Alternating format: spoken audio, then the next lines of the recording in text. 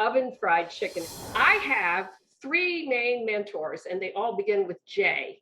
And you already had one on today, and that's Jacques Pepin, who I was lucky enough to work with several times, and he's always been amazing. As you know, we're the fan club, the Jacques Pepin fan club. And then there was Julia Child, who I was lucky enough to work with also. And the third one is Jean Anderson.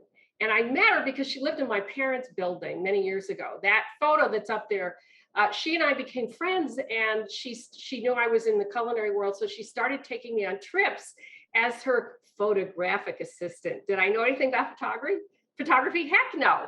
But I went along with her, and that photograph you just saw was on our way to Brazil. So I went to Brazil and the Netherlands and Portugal, and it was fantastic. At any rate, this recipe was in the Doubleday cookbook.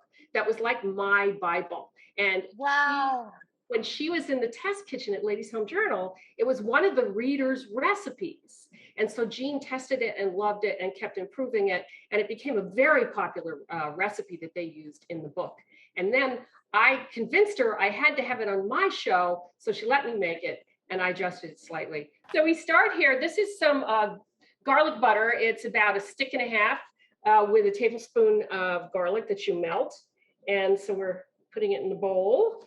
And then we've got, it's so simple, it's ridiculous. You can make vast amounts. It's good, hot, cold, or room temperature. In here, I have some fresh breadcrumbs. You just take bread, throw it in the food processor, and whiz it up. I don't take the crust off anymore. I'm trying not to waste food. I don't take the crust off either, right? Plus which I'm getting lazier as I get older, so I don't want to do any of that fancy stuff. Here we have the Parmesan cheese, which I'm going to add about a tablespoon of fresh rosemary. And Jean's had dried herbs in them, and I left them out for years because when the kids were little, and some pepper, about a half a teaspoon. When the kids were little, they didn't like green things in their food. So I left it out, and but now it's coming back in. And I'm going, there you go. Okay, so that's the very complicated, those are all the ingredients. I'm using impeccably clean hands. And so I'm going to try. This is the standard breading procedure. So I'm going to have a wet hand and a dry hand. Here we go.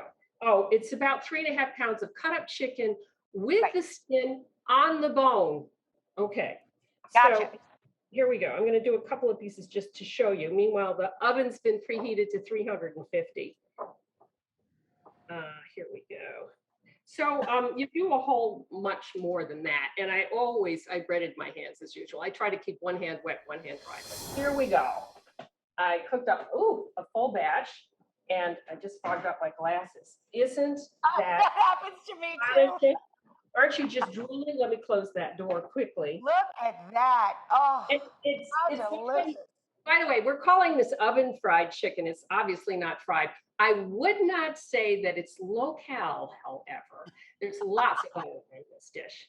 But it's because of the skin, you leave the skin on, it's really well insulated. The meat is so moist. It's really hard to screw it up. So it should sit for 5 minutes, but I can't help myself. I need to have a bite. You have to have a bite. The whole house smells like it.